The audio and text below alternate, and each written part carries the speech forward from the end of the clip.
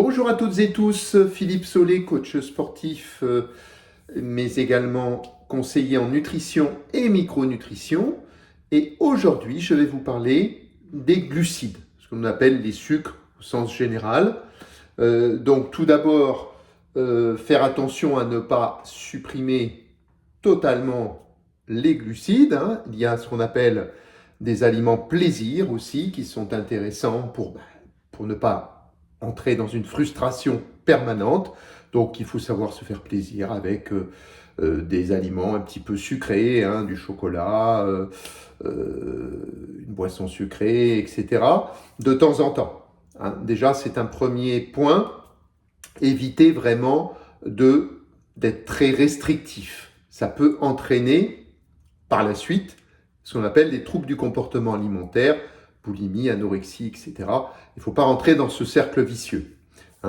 Conserver par contre les glucides que l'on dit complexes, c'est-à-dire les céréales, donc les flocons d'avoine, le riz, les pâtes, le pain, également les pains un petit peu plus complets, les pains allemands, les pains complets, pain de seigle, etc. Et puis vous avez également les légumineuses, donc là c'est pois chiches, lentilles, et puis également les tubercules, les pommes de terre, les patates douces. Donc ça, on essaye d'en conserver une quantité raisonnable, certes, mais à chaque repas.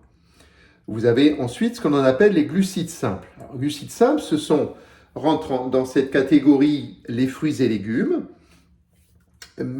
à privilégier. Je vous rappelle que c'est la moitié de l'assiette santé. Vous avez 2/3 de légumes, 1/3 de fruits.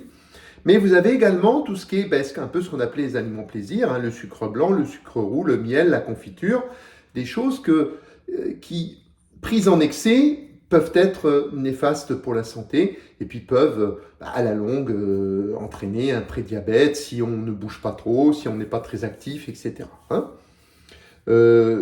L'idée, c'est quand même de se déshabituer un petit peu du goût sucré. Même si vous êtes un peu bec sucré, c'est essayer de se déshabituer de ce goût.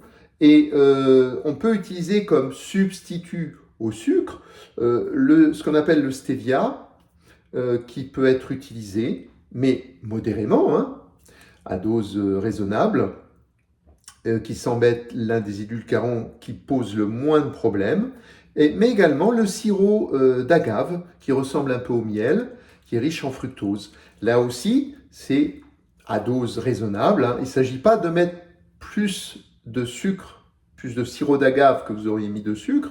Il faut rester raisonnable. Qu'est-ce qu'on peut dire d'autre ?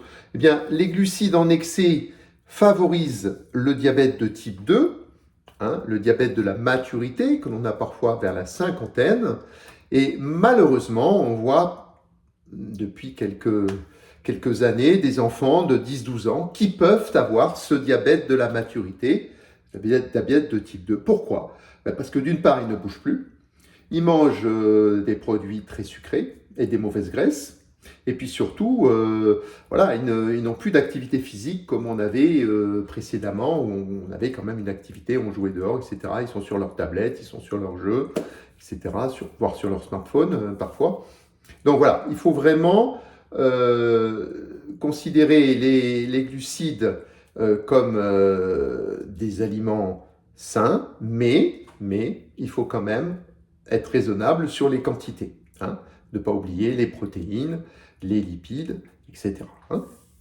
Alors, pour rappel, la maladie d'Alzheimer, on l'appelle aussi le diabète de type 3. Donc, l'excès de sucre peut amener donc à un prédiabète et un diabète, si vraiment des quantités importantes, il n'y a pas d'activité physique, etc. Mais par contre, effectivement, faire attention quand même, parce que ce sont l'hypertension et le diabète de type 2 sont des facteurs qui peuvent favoriser la maladie d'Alzheimer. Voilà, écoutez, je vous laisse, je vous souhaite une très bonne journée et à très bientôt. Au revoir.